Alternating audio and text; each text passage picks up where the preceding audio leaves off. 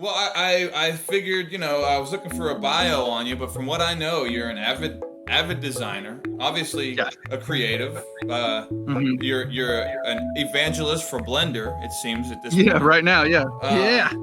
3D printing and Blender instructor, 3D design hmm instructor, an artist, obviously a video maker and producer, Yep. and a hmm former mentor at Studio NPL, Yeah. a local Middle Tennessean, Yep. and it's Nashville. lover of the forest. Dude, love it. I can feel weird if I'm gone from the forest too long. I like literally pretty much live outside for most of the day. I sleep inside in our little tiny house. We have a little camper that we renovated. But that's probably smaller than y'all's bathroom.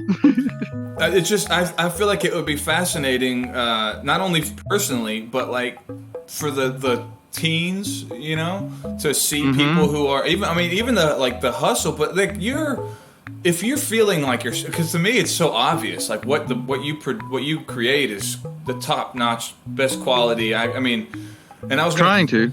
like It's gonna get better. That's what I mean. If it gets better, then it's inevitable. You're just Yeah. gonna like you can't do that. Of course, it's hard maybe to not give up, but like Oh, totally. Every day. anybody that tunes into your YouTube channel is gonna see like this is good, especially young people who are into this stuff, especially. But Right. And a lot of young people want to do YouTube. I noticed. dude, I It's a remember big thing to them. years ago at a little career fair with MTSU back in the day. I was like shouting. I was representing the engineering department, the engineering tech department, and there were all these little 7th graders. And this, I was like, hey, this is a 3D printer. Like, what's your name? What do you want to be when you grow up? And this little girl at one point looks up and she's like, I want to be a YouTuber. And I'm like, Yep. That's a real job. It is a real job. Yeah, especially if you have something to sell or you have a service. I mean, you can have a full-time. I mean, you could literally do what you want all day. I mean, it does take time to build it, but yeah, I noticed you have over 18,000 subscribers. I think so. Yeah, getting close. I think to 18. That's maybe insane. It's over. I don't know. Huh? It's not though. But that's the thing. YouTube's algorithm has changed. Like, it doesn't even matter anymore. I mean, it does a little bit, but like looking at my stats on the analytics side, 92% comes from 92%. Almost all of it comes from YouTube's algorithm. They're not pushing it. Like, my subscriber base doesn't even really watch the videos. It's like new people and like searches. Like, Google is their new algorithm puts videos in front of you that it thinks you're going to want to watch. Right. Like, I mean, the subscriber, I guess, does count if you want to like live stream and do things like that. Like, you have to have a baseline 1,000. Right. But I think the algorithm isn't as dependent on subscribers from what I've been gathering. So it's kind of, the game has changed a little bit. So you could really just start out and you're kind of on the same playing field as a lot of people. Just as long as your stuff's good, it's good. It's going to rise to the top.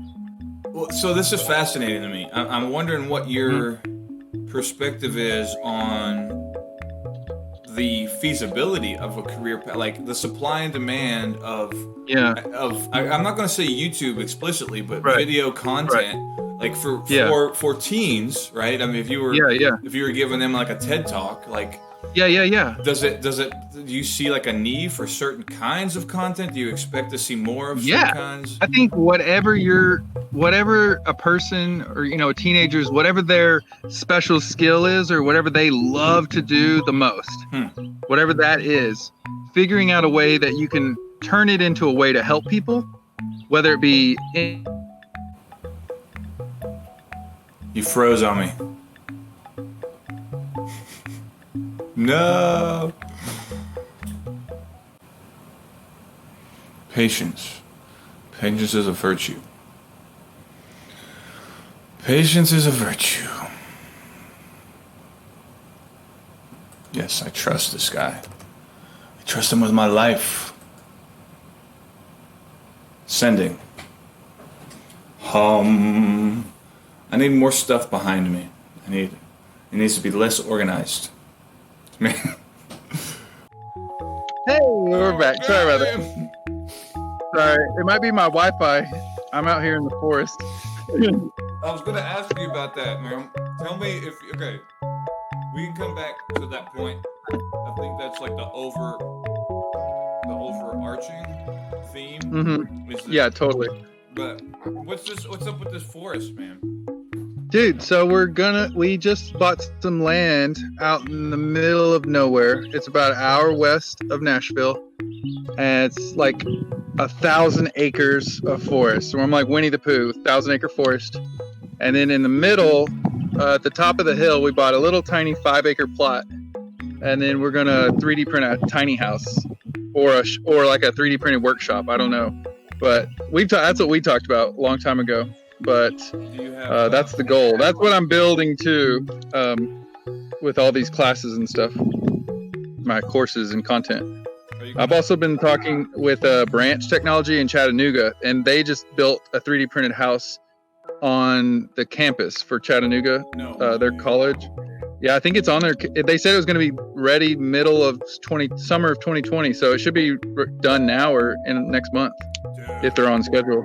It's crazy. You gonna make a video about it?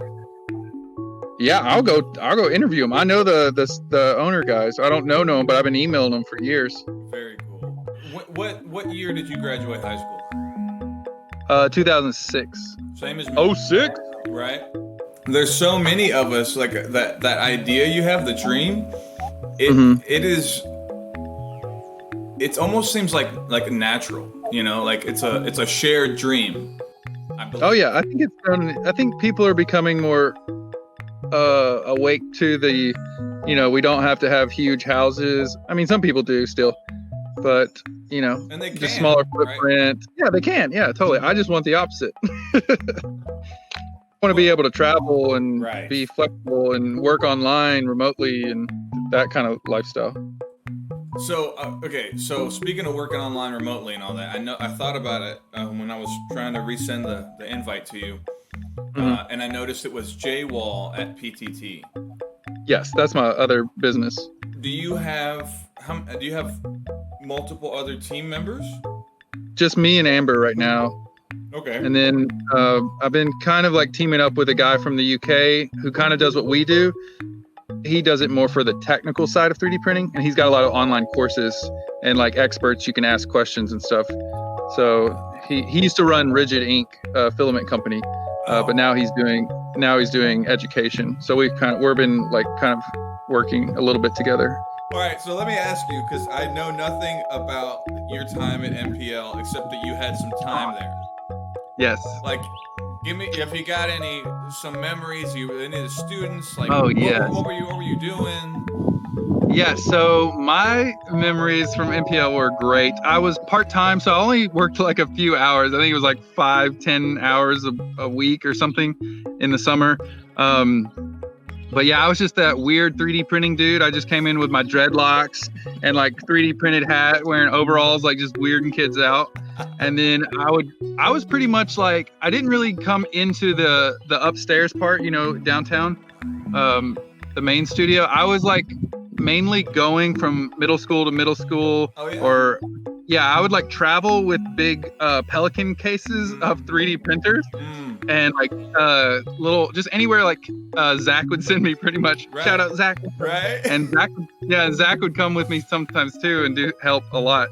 But we would essentially teach kids the basics of Tinkercad, just simple 3D print design, like with rings and like easy stuff. But we would do that or build a house, you know, and then we'd also teach them little roadblocks or code blocks, those little things that like magnetize together. I can't remember what they're called. Yes. Those little magnetized blocks things. Those were awesome. Something like that. Yeah, it's like physical coding, which taught me a lot because I didn't know how to code at that point. So it really helped me understand what coding is. I've thought about being a teacher with my life, but after I have sympathy for teachers. I know a bunch of them, and they're always. Me too. It's not easy at all. No, it is not. I thought it was going to be way easy, and it's just very stressful. And I didn't think it was going to be that stressful. So that's why I started doing online classes, and that's been night and day because I'm only attracting people that really want to learn from all over the planet, you know, and they come to me, and then I can help them through like the courses, through Discord, through chats, like live events, cool. YouTube. So that's been a game changer. Do you have any young people that are attending your stuff yet? I'm trying to think. I don't think they're that young. I'm pretty sure most of them are like old 18 and up. Yeah. I mean, I think. I mean, I could be wrong. I don't know. Like for my workshops are pretty expensive. And that's like 30 students, and it's like a kind of like a 30-day boot camp. Those are mainly older people, like 20 and up. But I mean, the people that might sign up for like the free courses, I have free courses for the whole Blender workflow. And so I don't know, they could be, I mean, I get people signing up every day from all over the world. So I don't know how old they are. Do you think if you could teach, or you could go to a school and show kids things with Blender? I mean, do you think it's possible? I think Blender might be too advanced for most kids. I think unless you were just a whiz kid, I think Blender might be kind of a little bit, because there's just so much you can do with it. But I think a good entry level is Tinkercad, like night and day. It's not intimidating, it's colorful, it's simple. And I think that's enough to get, it's powerful, it's amazing. I think that's enough to get the spark going. And then once they like feel like they've kind of gotten Tinkercad, a good grasp on Tinkercad, going to like Blender or Fusion. I think Blender would be more like Tinkercad, like an advanced Tinkercad. But right. You were talking about people from all over the world. Yeah. I'm very interested in the interactions you have with that global community. But it's amazing. If I'm not mistaken, I saw somebody shouted you out in a video with a watch. They made you a watch. Oh yeah. My buddy from Australia. I still got it in my truck. Yeah, he made it. He's a watchmaker and a 3D print guy, and he wanted to make a watch, so he did. It was awesome. I was like, cool. I love it. It is so cool to me. I know. I was like, oh man. I was like, that's so great. So I ended up, he was one of my Patreons too. He like supported me every month. And so I made them all YouTube rings out of resin and mailed it to all of them. And he was like, oh. So when you were doing NPL stuff, were you starting to do YouTube, and did you have a Patreon? I had been doing YouTube for years at that point. So I was like doing it a little bit. I wasn't doing it as a career. I was doing it as a hobby. And it was just like a side thing. I would do like a video like once a month, maybe. That's a Nuggets, right? Yeah, the Nuggets. It was pretty much the Nuggets was what I was doing at that time. Just news, which I didn't like doing. So I recommend anybody, if you don't like doing something, just don't do it. If you think it's going to get views, like that's not the way to do it, because you'll just burn it out. That's how I found you, though. Oh, really? Before I met Darren Strange or Emily Sue or I knew you were local, I had seen your stuff, and I was like, okay. Goofy dude. You didn't like doing that, huh? I did. I mean, I liked doing it, but I don't like to read and I don't like to write. So I would have to read, and then I was always in the back of my mind like, am I misrepresenting certain pieces of information? Like, like I gotta cross check it. It was just so much extra work because like in my mind I was like, I just want to design. Like that's all I want to do is design. But I didn't think at the time that was what was gonna make people or get attention, which I was stupid, because cat armor obviously is an original design that got a lot of attention, but I was just in my own head, How much attention? I mean, I know it got like it was global. It was like, I mean, I had like big, huge companies emailing me, like Intel and Mashable. Really?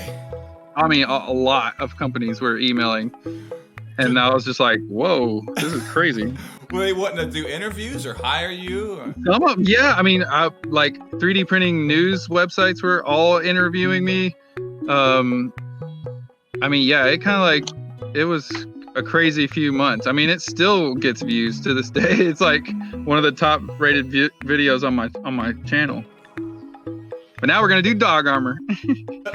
Did you do all that design? That was in Blender, right? No, that was in Cinema 4D back in the day. But the thing is, Blender is like exactly like Cinema 4D. Like you get all your layer controls, and it's got, I mean, it's like a thousands of dollars software for free. And that's why I was like, cool, I can teach this, because I want to do professional professional designs, but I couldn't do that with Tinkercad. You kind of like hit a ceiling. Oh yeah. So when I saw Blender that it was 3D printable and it's open source, 3D printing's open source, so it kind of just, I was like, this is the way I'm going. So when you say like you only want to design, I mean, is it just so natural for you at this point to make good videos? I mean, that seems like I'm a filmmaker. That's my background. My background is movie making. Like from when I was in middle school, I figured out how to edit on iMovie, or it was iMovie or Windows Movie Maker or something like that. And me and my buddies would be skateboarding, and then I figured out how to edit. And then I was like, Mom, I was like, people get paid to edit videos? And she was like, yes, Jason. I was like, well, that's what I'm doing. I know what I'm doing. I was like, I'm going to be a professional movie maker. I'm going to make movies for the rest of my life. And I did. And I went to film school, did the whole dance. And then I got hired out of film school, traveled the world with Big and Rich, making movies for him.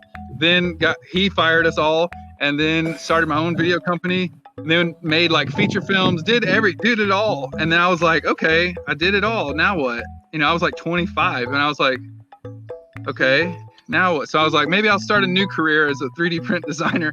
So then I just was like, I got skills as a video filmmaker, so I'll just use it to create content on YouTube. That was the idea. The Big and Rich, that's... Save a horse, ride a cowboy. Dude, I could only imagine how much fun you had. Dude, it was crazy. It was a backstage pass to life. Like, I would literally be in meetings with millionaires and billionaires, just holding a camera, filming Big Kenny, and they would just be living, getting in helicopters, private jets, like whatever. Oh my goodness. And so Kenny just loved being filmed. Like, he just loved being the center of attention all times. He would just hire me to film him all the time, and then just backlog it and edit it into little YouTube videos. So I was like, okay, this is awesome. And then one day I was in film school, and he was like, bro, why are you still in film school? And I was like, well, they have all the equipment and all the gear. He was like, we'll get a grip truck. He was like, and so the next few days I quit film school. I was like, all right, peace. I was like, I'm good. And we just kept going. Do you get stage fright? I mean, do you enjoy being on? I do get stage. I get stage fright. I don't feel scared behind a camera, but I do feel scared if I'm going to do public speaking. Like, that's like my biggest fear. One of them is talking to a big audience. I can do it if it's a live stream. Like yesterday we streamed for like 200 people. Then it was like, I thought there were 16 people, and it was like, it didn't even matter. But when they're in the room looking at me, it's like scary. I had a moment, it was a while back, where a kid had wandered into the studio, NPL, and was talking to me. You know how you kind of gotta like, you want to engage them though. I mean, you don't want them to just like you want to, if there's but not be annoying. Yeah, exactly. So I'm doing my best to like not annoy this kid who's obviously like feels like they're really cool, and I would say that they were. And at some point it kind of clicked, because I think the kid asked me, which was kind of off. I was like, he was like, "Is this do you get paid? Are you getting paid right now?" I was like, "Well, yeah." He's like, "Well, how much you get paid?" Or like, "Is this your full-time job?" And then I told him I'd do some designing, and he was like, it clicked where he was like, "Wait, you're saying I can get paid to design tennis shoes?" I was like, "Well, yeah, like, you can get paid." Yeah. He was like, "Oh, teach me this right now," It's that. I mean, there's kids who don't know you can edit video for a living. They don't know you can 3D print, or I mean, they probably know you can make YouTube videos at this point. Oh, they do. They definitely do. And that's the thing. Most of them want to be YouTubers, and it's the best time. Everyone's stuck in their house. Everybody's got a cell phone, dude. I mean, my cell phone. It's like, if you're not making content with your cell phone, like, or making money with your cell phone, you have a dumb phone. It's not a smartphone, it's a dumb phone. But like, it is, these cameras, look, I have 3 lenses on the camera. Come on, like, this thing takes better video than some of my old like professional video cameras. It's crazy. Well, I probably could do some more research for a future interview, potentially. I would love to hear about more collabs, because I know you've probably got an endless list. Yes. And it sounds like within the next couple years, we can talk to folks about you 3D printing houses legitimately, as well. I'm gonna call you when it starts going. When we start doing it, if you want to come out and watch or hang out. We could legitimately, who knows, in the next couple of years, there could be houses being 3D printed all over the place. People. That's my end goal. Could be their full goal. Yeah. It could be an entire industry. It will be. And yeah, that's one of the reasons I'm 3D printing a house is like I want to get into the real estate market. So eventually, once I know how to do it, I'm going to make a documentary about it. This is how you do it. These are the ups and downs, the highs and lows of what you're going to have to go through building a disruptive house, in an old school system, and then maybe even do courses on that, that teach people how to do it. Or I can go to wherever they live and help them kind of get started, that type of a thing. And then we just build little tiny eco houses that are 3D printed all over the globe. Dude, it's so awesome getting to talk to you. Yeah, you too. It's always good talking to you. Thank you so much for your time. I can't wait. Yeah, hopefully we can talk again soon. We'll keep in touch. I'm definitely going to be following you. And cool. I guess, do you have any, it's PrintThatThing, right? Yeah, PrintThatThing on everything. And I just got a TikTok. Freaking love TikTok. This is crazy. It's awesome. I'm glad to hear. I feel like I'm too old for it, but we're like, no, that's what everybody says. That is just nonsense anymore. Like everybody's on TikTok now. Like TikTok is it's crazy. Fascinating. And that's it. Yeah. Dude, I'll let you go. I'll let you get back to the forest, the 3D printers, whatever you're doing. Yeah. So today, just making some stuff and hanging out with my cat. Check it out. Hey, little girl. Can you see her? Oh, yeah. Dude, she's chilling.